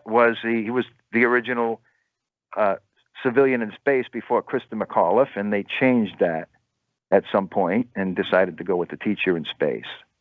So John Denver originally was scheduled to go on the Challenger. Yeah. And then he was, and then I had his CD in my car when I was picking up my son, who was newborn, and we're taking him home. And I had the song "Sunshine on My Shoulders" just for, I don't know, makes you feel good. It's a good song. I'd like to, play it on the way home. So, and you tell me about the nurse. Yeah. Okay. And then so when I was leaving and we were getting all our stuff together, I said to the nurse, "Thank you, you've been very, very helpful, and appreciate all you." And I said, "What's your name anyway?" And she said, "My name's Sunshine." And I said, "Well, that's nice, because I got sunshine on my shoulders in the car, in the cassette radio, ready to play when we drive out of here." So, it's not a huge. There's a lot of personal coincidences in the book like that, but like I said, I try to get those big ones out first, because right. So here you are. You're about to take your son home from the hospital. You thought it would be nice to cue up "Sunshine on My Shoulders" by John Denver, to play that to your new baby on the drive home. You go into the hospital, pick up your son, and the nurse's name is also Sunshine. Yeah, that's kind of fun. And like I said, I think I mentioned that there's some people that call it a God wink when you have something like that happen to you. But like the concert stories that we just talked about are something supernaturally huge, not a God wink, like a personal thing. But I did put my personal God winks in between these huge, what I consider national stories of interest. The concerts, I call them miracles. So. All right, Joseph, we'll take another time out. We'll come back and finish up here. Joseph Lorendo, Cosmic Coincidences, a memoir of cosmic proportions. Still waiting for your coincidences at 416-360-0740 and 1-866-740-4740. Question everything. This is The Conspiracy Show with Richard Syrett on Zoomer Radio. Over 1 million Zoomer readers. I don't need to tell you how important building and sustaining a healthy immune system is these days. And just in time, my good friends at Get the Tea are offering a special package called the Immune Builder. You get 1 month's supply of Life Change Super Tea. That's 8 bags. 1 bottle of BioAstin. That's 75 capsules. Now, BioAstin or astaxanthin is known as one of nature's most powerful antioxidants and provides a wide range of impressive health benefits. The Immune Builder also includes 1 bottle of potent C Wild Alaskan Sockeye Omegas. That's 90 gel caps. And 1 copy of the book Natural Astaxanthin, Hawaii's Super Nutrient by Dr. William Sears. There's so much more than tea at getthetea.com. Get your Immune Builder right now. Not available in any store. Use the code UNLIMITED and all your purchases ship for free. The Immune Builder from getthetea.com. Seeing what falls. This is The Conspiracy Show with Richard Syrett from Zoomer Radio. Show Me the Truth 74 has a story in the YouTube live chat. He writes, I woke up and appreciated being alive and thought about one time I got T-boned, obviously a car accident, and how that wouldn't happen again. I went shopping later that day and came with an angel's wing of being T-boned again. There you go. An angel perhaps watching over him. An angel's wing. How appropriate. All right. Joseph Lorendo is with us from New Hampshire, and the book is Cosmic Coincidences. Joseph, what about the band Kiss? There's a chapter in the book about Kiss. What was the coincidence revolving around that band? Well, there's several. Let's see. When Joey's first song was "Sunshine on My Shoulders" that he ever heard in his life, but when he was 2.5 years old, he liked Neil Diamond concert that we played, and he liked the Wiggles. And one day I found a Kiss DVD, or actually a VHS tape of 1978 Kiss in Tokyo, and I played it for him, and he liked it. So he's 2.5 years old, and he's rocking up to Kiss. So one day I hear on the radio that Kiss is coming to Mansfield, Massachusetts, and he's only 3.5. But I said they might retire, so we took him. I got pictures in the book of Joey rocking out. Wait a minute, you won tickets again? No, I bought them. Oh, you bought them? Okay. Yeah, and I won those. I mean, I might have said one by accident, but anyway, we took him. He was only 3.5 years old. And I got pictures in the book of him. We went to that concert because we don't know if Kiss was going to be around when he was old enough, but they've been around. So there was, so that started. That was his first one. We've seen him 3 or 4 times after that. But in 2019, in March, they're going on their farewell tour. And we decided, let's go because it's the last chance we get to see Kiss. Let's go to Boston. We'll see him in Boston. So we bought tickets. And we got the last seats. There was nobody behind us. We had a brick wall. We were as far back as you could go. So they were bad seats, you could say. But with all those big screens that they have up there and the spectacle that Kiss puts on, that's not a bad seat. It was pretty good. We don't mind. And then my youngest son wanted to come. So we had to get him a ticket. So we went. I got him a ticket. So we all go to see Kiss. We get there early. And we're walking around Boston Garden. There's nobody there yet. We get on an elevator, and there's 2 guys in suits holding guitar cases, and the young 35-ish, mid-30 looking.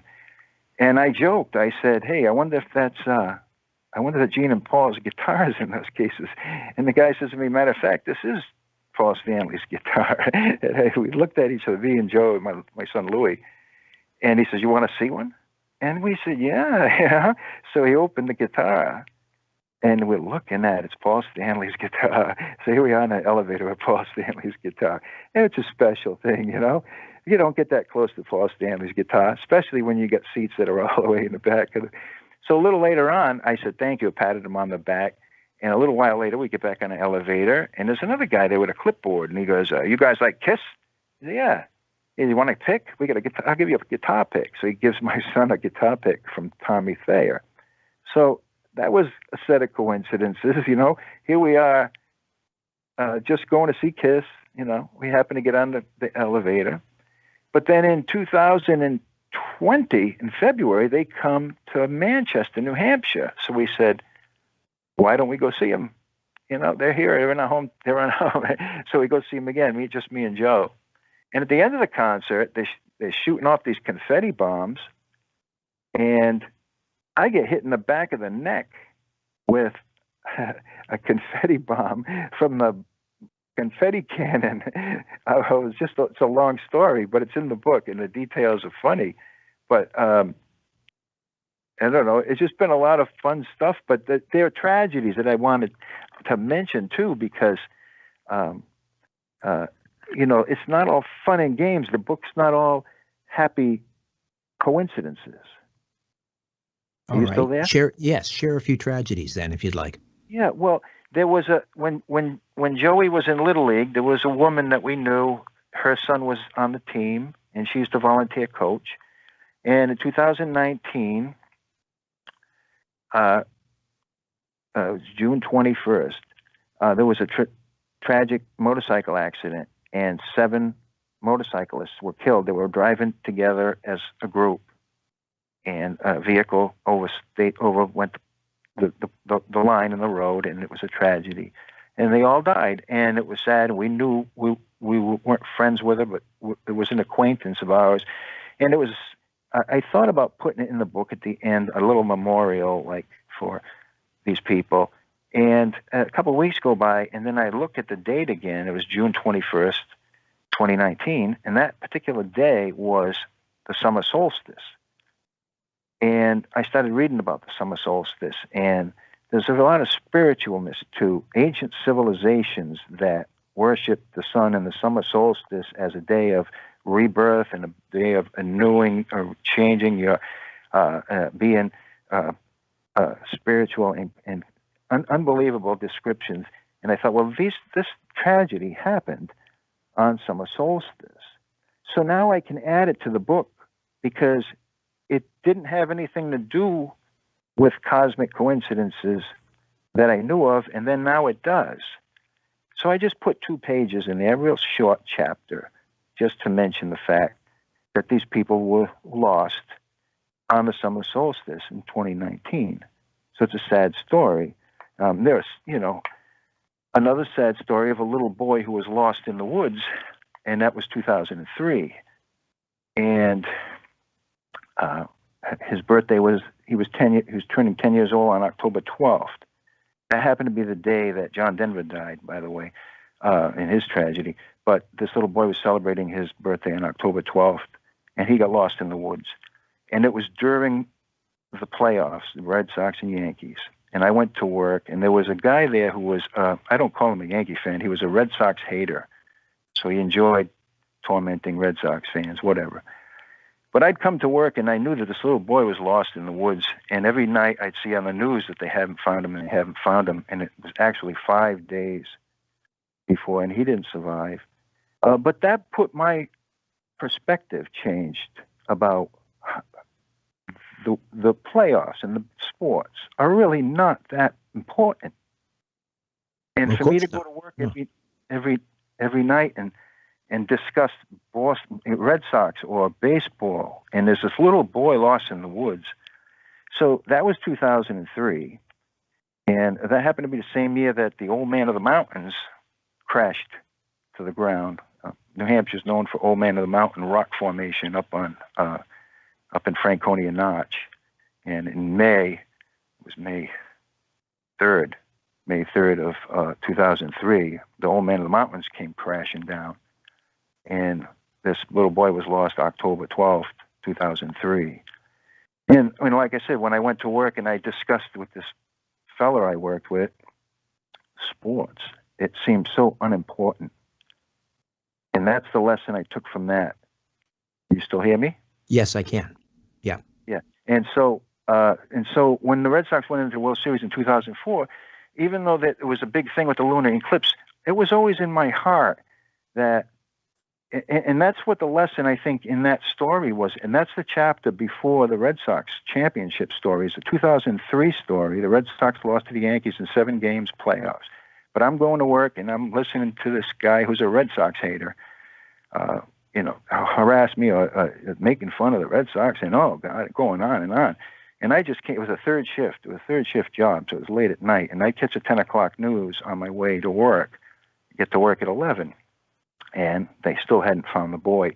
And when I opened the door at work for a couple of days, it was heavy, pouring rain, cold, wet, windy, heavy weather. And I remember saying to that guy, they don't find that little boy. It doesn't look good. And, like I said, 5 days they found him. And it's sad. I added that story to the book for perspective. Right. And what I was going through didn't, and it had nothing to do with me, but the Red Sox didn't have any importance to me at that point. And so that's why I had to add that chapter. These coincidences are still going on, right? You're still, are you thinking about writing a second volume? Yeah, well, see, now the book that I just finished, it wraps up with COVID-19. I mentioned how it seemed like a lot of these things were a prelude to the COVID-19, the racial tensions, and so I added bits and pieces. If one of the Red Sox set of coincidences that I can mention quick was Bill Buckner died on March 31st, 2019. And that was sad. We all know what Bill Buckner is. And then on May 31st, Godzilla, it comes to the movie theaters. And in the movie, Godzilla destroys Boston, and he also destroys Fenway Park. So I mentioned that in the book. And that was May 31st that movie. All right. And for those that don't know, Bill Buckner was playing with the Red Sox in 1986 when the Mets won the World Series. And, of course, the Red Sox were close. They came close, but that ball went bouncing down the first base line. Should have been an easy out. Went right through poor Bill Buckner's legs. He never lived that down for the rest of his life. We are out of time, Joseph. Cosmic Coincidences available on Amazon, I'm guessing? Yes, Amazon. There's another book called Cosmic Coincidences, more of a science and astronomy book, but mine's called Cosmic Coincidence, a memoir of cosmic proportions. And you can find the link on Facebook at Cosmic Coincidences, the book. But just before I wrap up, after that Godzilla story, May 31st, that destroyed Fenway Park, Godzilla in the movie, June 6th, a week later, Big Papi gets shot in the back. If you remember hearing that story, down in Puerto Rico, wherever it was there. We had the Big Papi died on March 31st, and then Big Papi gets shot in the back on June 6th. You'll have to explain who Big Papi is. He was the first baseman with the Red Sox. Designated hitter, and he's considered probably one of the best clutch hitters in baseball. Okay, we've got to go, Joseph. We are out of time, but thank you for hanging out for the hour. Appreciate it. Thank you very much, Richard. All right, Joseph Lorendo. My thanks to Ryan and Carlos. Back next week with the great Joseph Farrell. Not sure what we're going to talk about or for how long, but it'll be good. In the meantime, don't be afraid. There's nothing concealed that won't be revealed and nothing hidden that won't be made known. What you hear in the dark, speak in the light. What I say in a whisper, proclaim from the housetops. Move over, Aphrodite, I'm coming home. Good night.